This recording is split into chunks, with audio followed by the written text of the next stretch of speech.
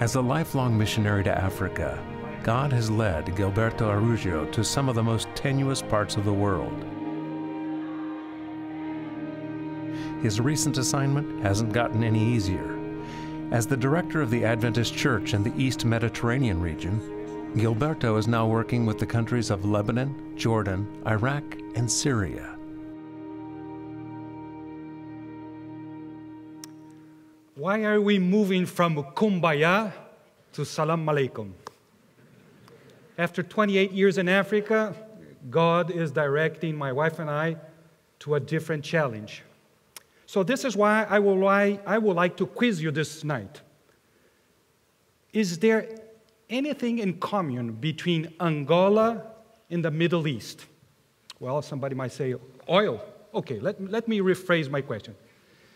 Is there some things that are similar between Angola and the Middle East and some things that are different, contrast? Think about if you are here or if you are following us through television or internet. Now, let me try to help you to answer that question. And I will try to do it relating two episodes that happened in Angola. Number one, in Angola, some months ago, I visited a place through the leaders in Uambo, the second most important city in Angola. And they showed me a place where Maranatha, Eder, and the crew has built a one-day church. 4 weeks later, the church leaders from that place where they used to meet with 5 or 6 members came back to ask Eder to build a second one-day structure next to the first one, because they were already meeting with 120 people, where before they were only 5 or 6. And then when I visited them 3 months later, they were already pouring, the slabs for the floor. They had fence with a kind of metallic, material, the building, and they were meeting with 250 people. Now, what is the secret of this phenomenal growth? Well, let me try to answer this question saying, number one, we have a place now to meet with them. Maranatha has offered us a place where we can put these people together. Number two, we have a message of hope. We give direction. We try to help them to find purpose of life. Number three, people, they have needs, and we know how to answer and help them with those needs. And finally, we are an organization that are ready to offer a question or answer to their questions. That takes me to the second episode. As you know, I have already told you before here, the history of Angola could be divided in 3 moments. First one, 400 years of slavery, what we call colonization. Second, 40 years of war, independence and civil. And now 12, 13 years of peace. And as now the government tried to rebuild the country, they discovered that it's not only enough to give them freedom and peace.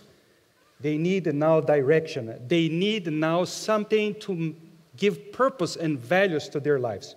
And here is where the church can again help them through first education. I know that some people, they say, Gilberto, education is very expensive. This is why I like what Dr. Ratsara, the president of the Southern Africa Indian Ocean Division, used to say. If you believe that education is expensive, try ignorance. And then you will see what will be the outcome and the result. So when we try to offer education, we start to answer a second need of people. We start to give them direction. We start to make them understand that there is a purpose of life, especially for young people, children, and women. So when the government start facing those challenges in Angola, they understood that they need us to help them in this challenge. This is why, a few months ago, the President of the Republic called the Minister of Education and asked her to come and visit the Seventh-day Adventist Church and plead us to join them in this work to give purpose, to give direction, to build values in the life of people. And they believe that this is one of the best ways to prevent some situation that they are facing in that country. Why us? Why the Seventh-day Adventist Church? First and foremost, because we have a message of hope.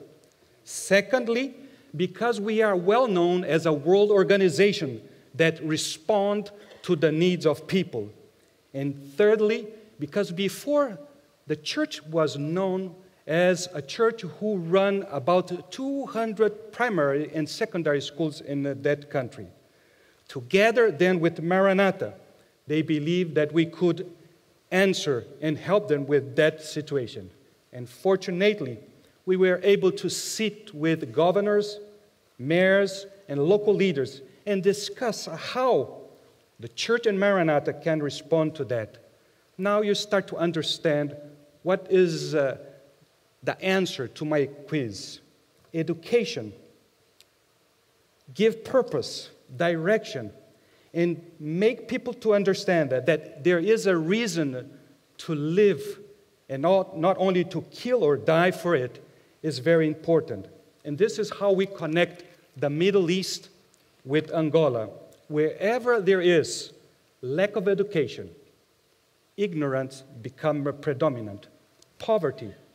Wherever there is a lack of employment, purpose of life, direction, wherever there is a lack of hope, that becomes a good soil to growth, extremism, and intolerance.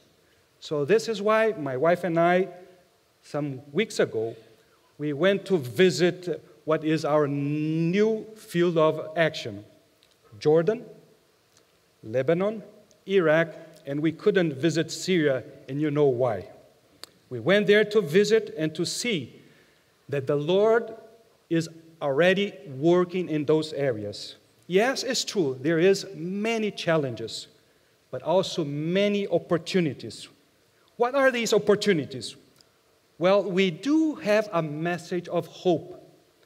In the actual circumstances in that area, hope is a very, important commodity. And we also have schools to offer education, principles, values.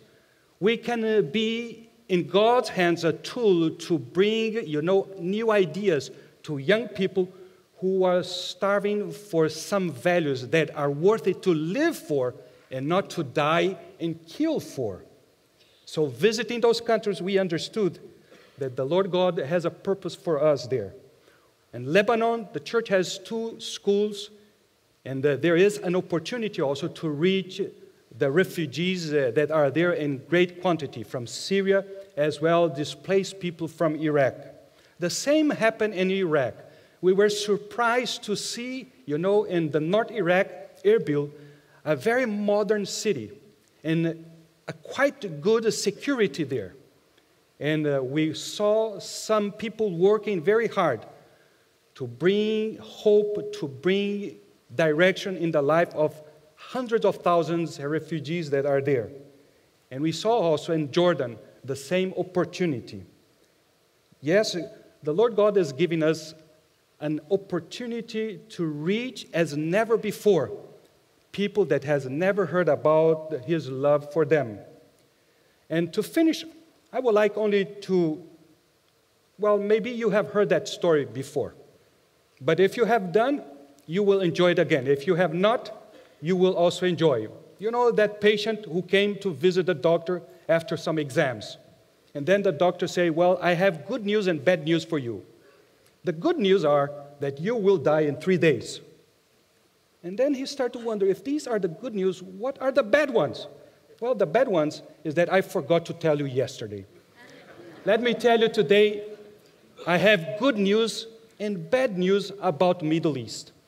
The bad news is we have a huge amount of challenges. But the good news are that the opportunities are likewise. We can count on God. We can count also in Maranatha. We can count in your prayers. We are nearing home, yes. But before we arrive there, let me tell you, there is 500 million friends in the Middle East that needs to hear about something that brings hope to your hearts. My question to you this evening will be, are you willing to accept this opportunity? My wife and I, we will be there, waiting for you. May the Lord God bless each one of us.